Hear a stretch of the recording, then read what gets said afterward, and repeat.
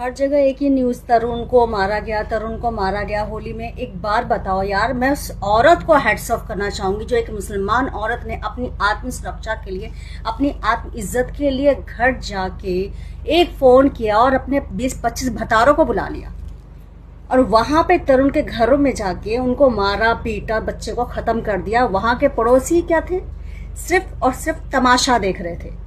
कोई छत पर जाके तमाशा देख रहा था, तो कोई घर से बाहर जाके तमाशा देख रहा था, कोई पूरा भीड़ लगा के तमाशा देख रहा था। लेकिन उनमें से कोई एक आगे ऐसे नहीं बोला कि यार मत करो, मत करो मार पिटाई, मत करो झगड़ा, मत करो लाठी मत चलाओ, उस बच्चे को मत मारो, मत करो। लेकिन नहीं, किसी ने नहीं बोला। तुमसे तो अच्छे वो मुसलमान थे ना, उनमें कम्युनिटी थी, पावर थी, और तुम हिंदुस्तान में होके, हिंदुस्तानी होके हाथ पे हाथ रख के देखते रहे और तुम्हारे सामने एक बच्चा मारा गया। शर्म आनी चाहिए, शर्म आनी चाहिए तुमको। कम्युनिटी स्ट्रॉन्ग करो अपना, फिर बाद में मुस्लिम बोल